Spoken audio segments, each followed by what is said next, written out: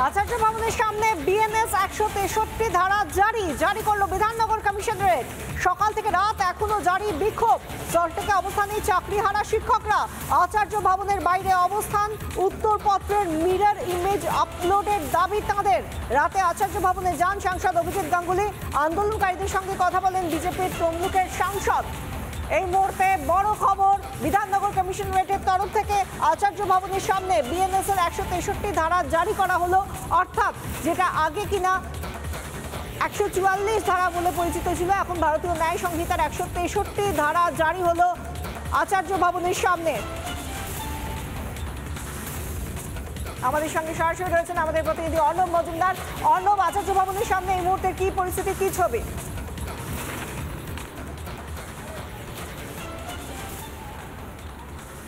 দেখো বিশাখা, তোমাকে প্রথমেই জানিয়ে রাখি যে আচার্য ভবনের সামনে, অর্থাৎ আমরা যেখানটায় দাঁড়িয়ে রয়েছি সেখানে প্রথমে রবীন্দ্রভারতী বিশ্ববিদ্যালয় ভবন, তারপর কিন্তু আচার্য ভবন। সেই আচার্য ভবনের যে সামনের অংশ, সেখানে কিন্তু কিছুক্ষণ আগেই বিধাননগর কমিশনারেটের ইস্ট পিএস যেটা রয়েছে, অর্থাৎ পূর্ব থানার তরফ থেকে কিন্তু 163 বিএনএস জারি করা হয়েছে। যদিও সেটা বলা হচ্ছে যে 22শে ফেব্রুয়ারি থেকে এখানে বিএনএস 163 জারি রয়েছে।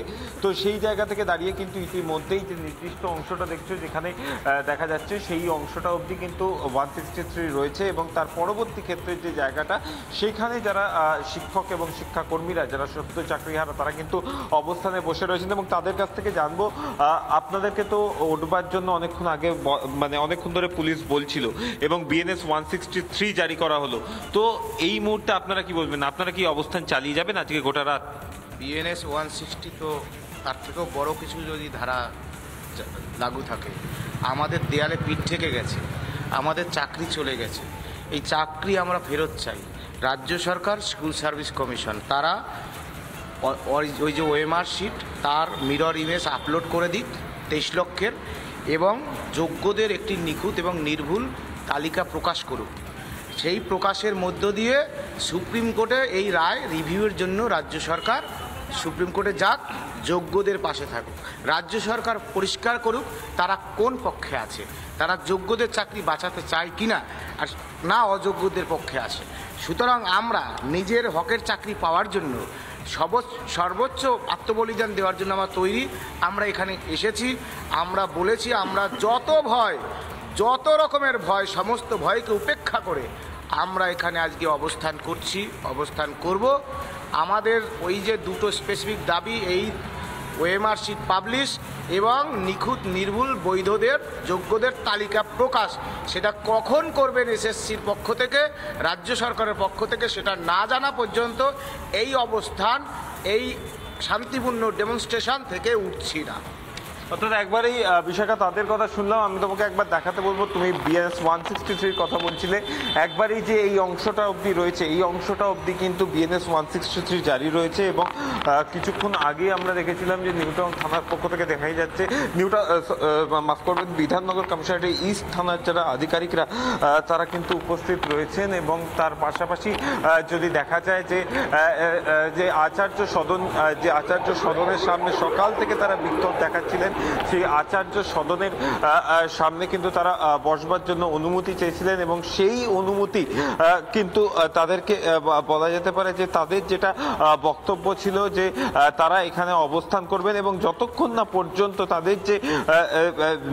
তাদের যে লিস্ট রয়েছে সেটাকে তোলা হচ্ছে ওয়েবসাইটে, ততক্ষণ তারা এই অবস্থান চালিয়ে যাবেন। আমি একবারে এই মুহূর্তে আচার্য সদনের গেটের সামনে দাঁড়িয়ে রয়েছি এবং ঠিক আচার্য সদনের গেটের সামনে কিন্তু অর্ডার দেওয়া হয়েছে government of West Bengal, office of the commissioner of Bidhannagar, অর্থাৎ বিধাননগর কমিশনারেটের অর্ডার দেওয়া হয়েছে এবং সেখানে কিন্তু পরিষ্কারভাবে বলে দেওয়া হয়েছে যে 163 সেই 163 কিন্তু এখানে বলবৎ করা হয়েছে এবং যে ডেট দেওয়া হয়েছে অর্থাৎ 22শে ফেব্রুয়ারি থেকে কিন্তু এই যে 163 সেই 163 কিন্তু এখানে জারি রয়েছে এবং 22শে এপ্রিল পর্যন্ত কিন্তু এইখানে যে গোটা এলাকা, সেই গোটা এলাকা কিন্তু যে 163 অর্থাৎ বিএনএস এর 163 যেটা এর আগে 144 ছিল আইপিসির, সেই 163 কিন্তু জারি রয়েছে এবং সেই নোটিশ কিন্তু এখানে লাগিয়ে দেওয়া হয়েছে। এবং তার পরবর্তী ক্ষেত্রে আমরা যেটা দেখলাম যে যারা সদ্য চাকরিহারারা ছিলেন তারা কিন্তু একবারে আচার্য সদনের সামনে ছিলেন এবং সেখান থেকে কিন্তু তারা দূরে সরে গেছেন, অর্থাৎ রবীন্দ্র ভারতী ইউনিভার্সিটির যে বিল্ডিং দেখা যাচ্ছে তার পরবর্তী ক্ষেত্রটা পর্যন্ত কিন্তু এই 163 রয়েছে, তার বাইরে তারা কিন্তু বসে রয়েছে। তবে তাদের যেটা বক্তব্য, যতক্ষণ না পর্যন্ত এসএসসি তাদের দুটি দাবি মানছে ততক্ষণ পর্যন্ত কিন্তু তারা তাদের অবস্থান চালিয়ে যাবেন এবং তারা যেটা বলছেন যে তাদের দেয়ালে পিঠ থেকে গেছে, তাই তারা কিন্তু কোনোভাবেই এই আন্দোলন থেকে সরে আসতে বিশাখা। ধন্যবাদ অর্ণব। আমরা কথা বলছিলাম সরাসরি আচার্য ভবনের সামনে থেকে, ছিলেন আমাদের প্রতিনিধি অর্ণব মজুমদার। আচার্য ভবনের সামনে ইতিমধ্যেই 163 ধারা অর্থাৎ ভারতীয় ন্যায় সংহিতার 163 ধারা বলবৎ করা হয়েছে এবং সেই মর্মে 5 জনের বেশি কোনো জায়গায় কেউ জমায়েত করতে পারবে না এবং কোনো রকম জমায়েতে নিষেধাজ্ঞা রয়েছে। এবং এই জায়গায় যেখানে চাকরিহারারা তারা এসে দাঁড়িয়ে রয়েছেন, কর্মসূচি করছেন এবং তারা বলছেন তারা উঠবেন না, তাদের সঙ্গে দেখা করতে এসেছিলেন কিছুক্ষণ আগে তমলুকের বিজেপি সাংসদ অভিজিৎ গঙ্গোপাধ্যায়, প্রাক্তন বিচারপতি। তিনি কি বলেছেন শুনুন।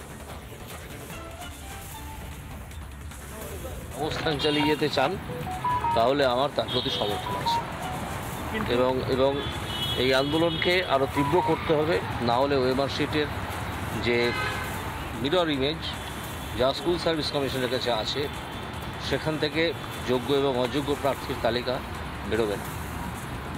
চাপ বাড়াতে হবে আন্দোলনের মধ্যে দিয়ে, তবে যদি বেরোয়। তা যদি না বেরোয় তাহলে আমরা 2 দিন সময় দিয়েছি, আমরা আমাদের মতো ব্যবস্থা করব। নানা ধরনের কন্টেন্ট দেখার জন্য লাইক করুন, শেয়ার করুন আমাদের ফেসবুক পেজ, সাবস্ক্রাইব করুন আমাদের ইউটিউব চ্যানেল। পাশাপাশি অন্যান্য ব্রেকিং নিউজের জন্য অবশ্যই চোখ রাখুন রিপাবলিক বাংলায়।